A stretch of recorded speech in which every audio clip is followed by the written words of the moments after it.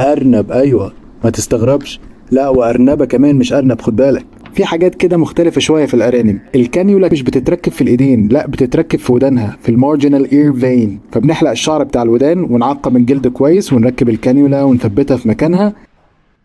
لما بندي حقنة المهدئ العضلات كلها ممكن تتشد جامد وتلاقي حركة عشوائية بتحصل، كل ده نتيجة دخلة الإبرة نفسها. فبنحاول نعمل كل حاجة بهدوء وبإيد خفيفة. وهنا بقى بندي جرعة التخدير في الكانيولا. دي صاحبها جايبها عشان يتعمل لها عملية تعقيم. أيوة، تعقيم زي القطط كده. بنحلق مكان العملية وننظف الجلد ونعقمه. بعدها بننقلها غرفة العمليات، برضه بتتوصل بالأكسجين والأيزوفلوران اللي هو غاز التخدير، وكل الوصلات بتوع المونيتورز بتتوصل عليها. والعملية نفسها زي عملية تعقيم القطط البنات. بقول لك ايه، بص، لو انت جاي تتفرج ولقيت نفسك جعان فالصراحة كده انت عندك مشاكل اكبر بكتير من الفيديو ده. الارنبة دي ناس مربينها كحيوان اليف عندهم في البيت، مش بيفكروا خالص ياكلوها مع طبق ملوخية. انت بس استهدى بالله واتفرج على الفيديو بعدها روح اتغدى.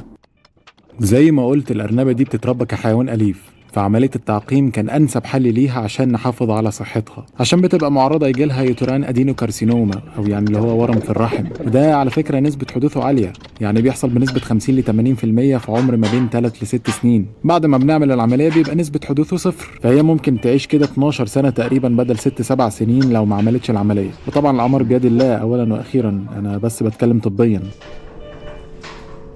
بعد العملية بنقفل غاز التخدير وبتفضل على الأكسجين شوية لحد ما تبتدي تفوق.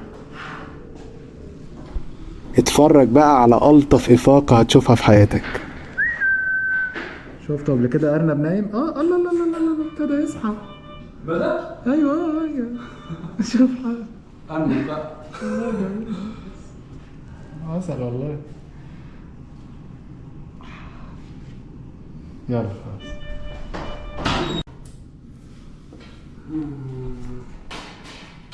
الله يا صباح العسل. نام على صدرك؟